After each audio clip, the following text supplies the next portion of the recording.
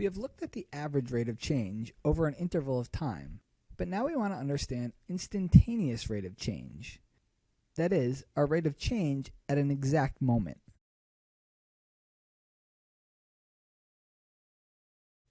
Let's revisit our physics example. We had that the height of an object was given by the following table. At 0 seconds, it was 4 feet in the air. After 1 second, 63 feet in the air. After 2 seconds, it was 90 feet in the air. After 3 seconds, it was down to 85 feet in the air. And after 4 seconds, it was only 48 feet in the air. We then calculated the average velocity on each time interval. The average velocity between t equals 0 and t equals 1 was 59.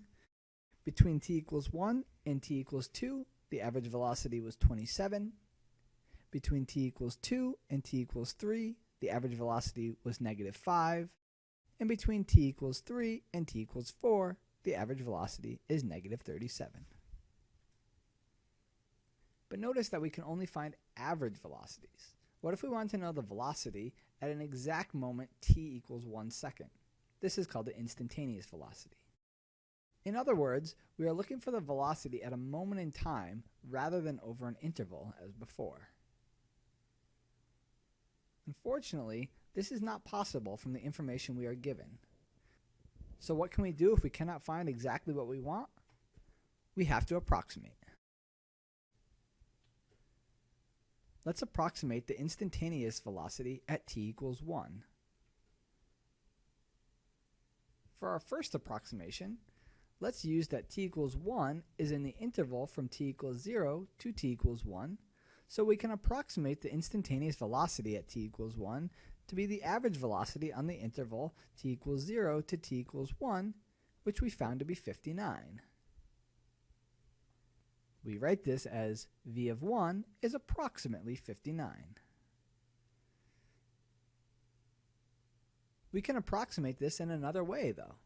Since t equals 1 is in the interval from t equals 1 to t equals 2, we can approximate the instantaneous velocity at t equals 1 to be the average velocity on the interval from t equals 1 to t equals 2, which is 27. So another approximation is that v of 1 is approximately 27. Is one of these approximations better than the other, or do we have another option? Our third option is that instead of picking one over the other, we use both. From the first two approximations, we know that v of 1 must be somewhere between 27 and 59. Since we don't know exactly where between, we will compute the average of 27 and 59. That is, 59 plus 27 over 2, which reduces to 43. So v of 1 is approximately 43. This is a compromise between our first two approximations, and this is our best approximation. Let's revisit what we just did and use a shortcut. In our third approximation, we use that v of 1 is approximately 59 plus 27 over 2. But where did 59 and 27 come from?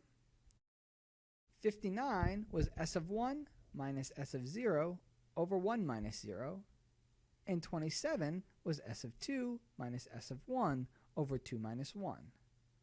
Since the denominator of both fractions up top is just 1, this simplifies to s of 1 minus s of 0 plus s of 2 minus s of 1 all over the denominator of 2. S of 1 minus s of 1 is just 0. So rearranging, we're just left with s of 2 minus s of 0 over 2. So we can approximate the velocity at t equals 1 as the average velocity from t equals 0 to t equals 2. Using this shortcut, we get that v of 1 is 90 minus 4, that is our position at time 2 minus our position at time 0, over 2, which reduces to 43, what we found before. So for approximating the instantaneous velocity at some time t equals t naught, In general, the best and quickest way to approximate the instantaneous velocity is with the average velocity of the smallest interval with t equals t naught at the center of that interval. Since we've approximated the velocity at time t equals 1, let's now do it for our other time values, starting with t equals 2. Using the shortcut for our third approximation, we want to use the time interval from t equals 1 to t equals 3. So v of 2 is approximately our position at time 3, 85, minus our position at time 1, 63, all over 2, which reduces to 22 over 2, which is 11. So the velocity at time 2 is approximately 11 feet per second.